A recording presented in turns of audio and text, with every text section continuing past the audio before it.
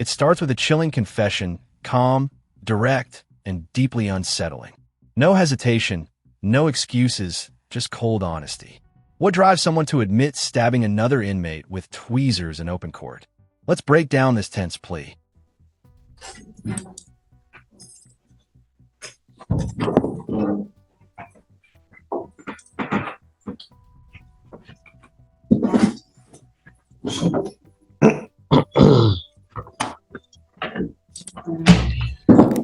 All right. You are Ashley Francis. Miss Francis, you're charged with assault, bodily injury. You're facing up to a year in jail and or a $4,000 fine. We're going to do probable cause. You have the right to remain silent. Anything you say can or will be used against you. You have the right to have an attorney present during questions and interviews with the state detectives. If you cannot afford a lawyer will be appointed to represent you, ma'am. On April 15, 2024, the UTP High Risk Operations Center, ROC, received a call regarding an assault at the UT Harris County Psychiatric Center, HCPC, located at 2800 South McGregor Way. Officers were dispatched to HCPC Unit 2B.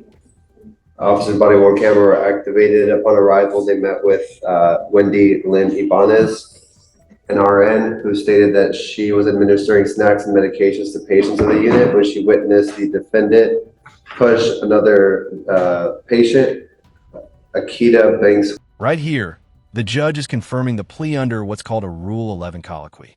That's where the court makes sure the defendant fully understands what they're admitting to. No confusion, no coercion. And this defendant, completely unshaken. White. I'm sorry, can you repeat that? I didn't hear what he said. Don't talk to him. Okay. I'll read it. Ivana stated that while she was administering snacks and medications to the patient to the unit, she witnessed HCPC patient, the defendant, push another HCPC patient victim, Akita Banks White, to the floor. Ms. Ivana stated that Ms. Francis was at one of the phone stations speaking on the phone and had her snack and cup of coffee at the phone station next to her. Ms. Ivana stated that the victim proceeded to walk up to the station next to the defendant, and then the defendant abruptly got up and pushed the victim in the shoulder area with a lot of force, causing the victim to fall to the floor. Ms. Ivana stated that she and another nurse immediately separated the two parties. She did not notice any visible injuries on the victim, but the victim stated that her back and face hurt. So the victim called 911 and pressed charges and got EMS attention. Okay, Miss Francis, I'm going to find that there's probable cause to go forward with your case. So she has this is 1, 2, 3, 4, 5 different assaults. Are any of the prior assaults at this same location? And just like that, time served. No drawn-out trial, no long sentence. Sometimes justice doesn't end with a gavel slam. It ends with exhaustion. But listen closely. That tiny, "I'm not messing with you" from the judge says a lot. Even in routine hearings, emotion sneaks through. Do they involve the same complaining witness at all? No. They don't involve the same complainant. Let's see. And they're not the same location either, Your Honor. Now can I speak?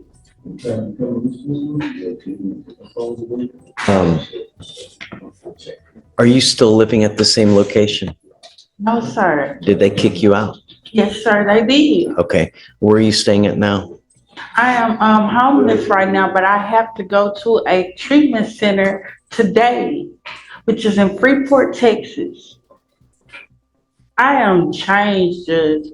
True enough, you can say my cases are current as far as a bodily assault or assault, but since I have not been in trouble, several things have happened to me. I have been raped, I have been molested, I have had elbow bursitis behind someone sitting up there doing domestic violence. Now the tone shifts completely. Miss Francis steps up, and what follows is one of the rawest, most emotional monologues you'll hear in a courtroom. She's not just defending herself legally, she's pleading for her humanity. Trauma, assault, betrayal, all poured out in real time. You can feel the courtroom quiet down as she speaks. The Houston Area Women's Center, which is for sex trafficking and domestic violence. It's been several incidents that have happened to me since then. I got raped at a church. Is that it? I have changed, Judge. Those things that you know as far as prior are not going on anymore. You're looking at past tense records. And if you can look further back into past tense records, before I came in your office, this time, right now, I won 2 cases prior to that with you. I have not been in any trouble at all. This woman was very vindictive, malice, and she's having a sexual relationship with my baby father. I am currently pregnant right now. They're having a Harley. And I wouldn't go back to this location and I wouldn't talk to this lady. And I'm not talking to the father either, because I found out he is a sex offender and he wanted to have a psychotic, sick romance like he's the Joker and she's Harley Quinn. And they're having a sexual relationship in a psych ward. She got over my coffee and my snacks and coughed up a loogie in my coffee. So I did like this. Okay, which was wrong. Let's stay away. But at the same token, I am sorry. I do feel empathy, sympathy, and I have not and will not put force or my hands on anyone. But when you sit up there and you think you're gonna put bodily fluids in my drink, and I tell you constantly, stop blocking my entranceway. Well, I have several workers that work at the psychiatric. Listen, I have several workers that work there. Miss Sydney, Miss Kevin, they all will tell you that she blocks my passage. So let's do this. I'm going to give you a lawyer today. That lawyer will be able to talk to you, get the names of those people. Yes. Find out what happened, and we'll go from there.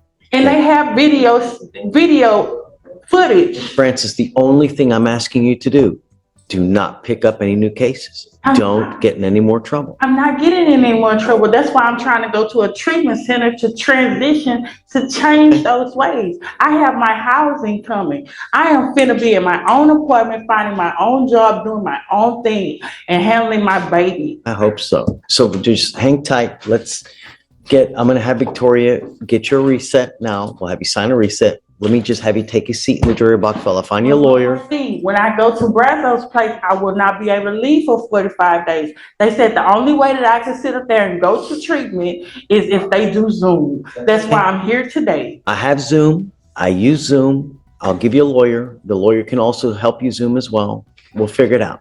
Just don't pick up any new cases. That's all. Did you catch that? She compares her abusers to Joker and Harley Quinn. That's not just dramatic, it's symbolic. In her mind, this isn't just a legal fight, it's psychological warfare. How do judges balance empathy with law when a defendant's pain is this personal? I'm asking. Okay. So I'll have you go to Victoria's sign a reset, and then, ma'am, if you just be so kind as to take a seat in the jury box, we'll get back to you here momentarily. Okay? Please. Right this way. Right this way. Go ahead and sign your reset, please.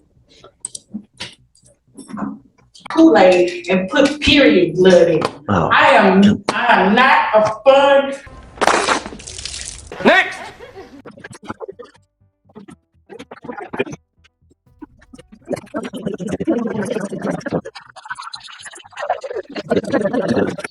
Hey, all right. Okay. Please.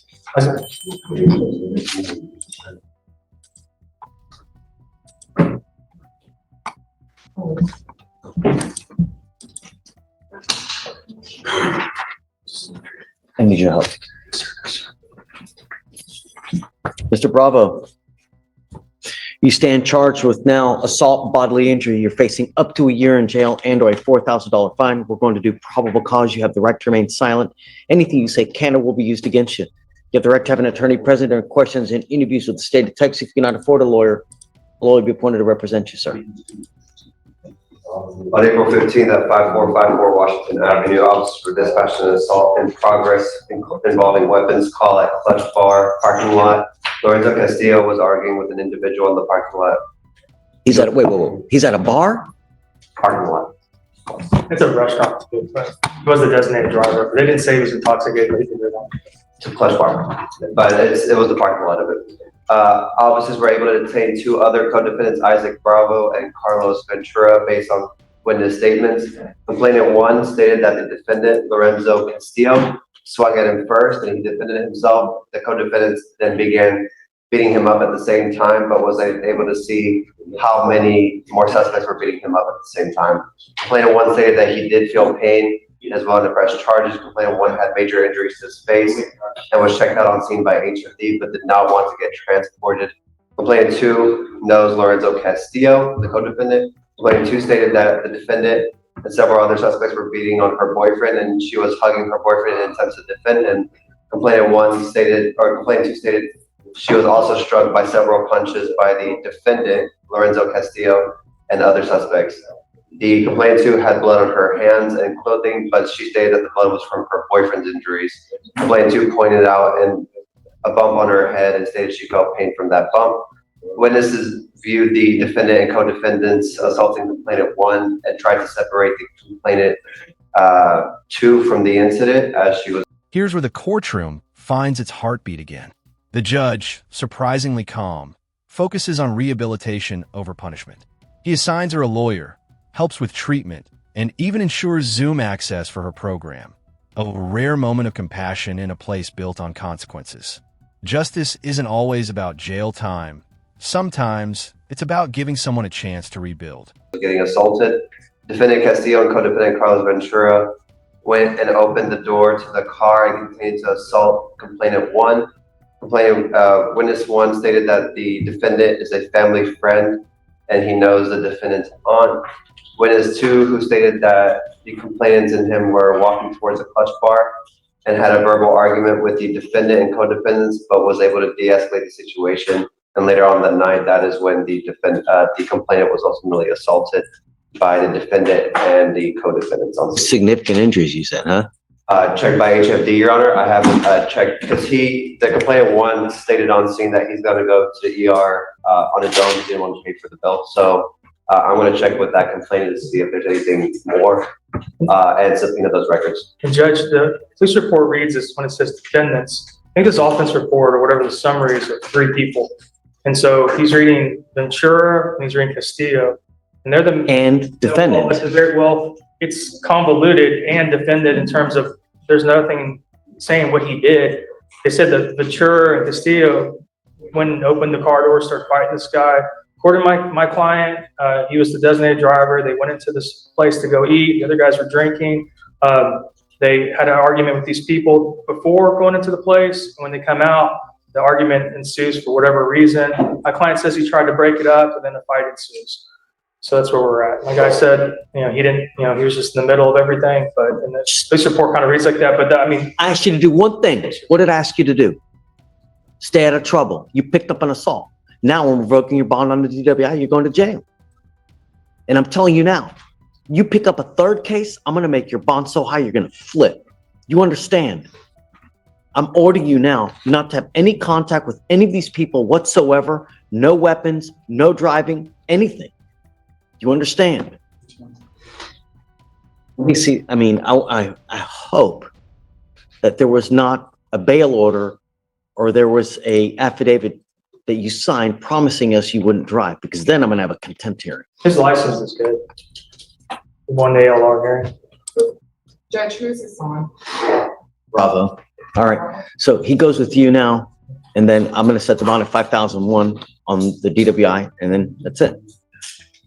You know what? Hang on to this, because I think they checked this in with you, Joe. Because I don't know, I'm going to Washington for like a conference. I'll lose this. Right, is that right? They'll leave it as property, right? Yeah. Okay, I'm gonna call you. So, no contact.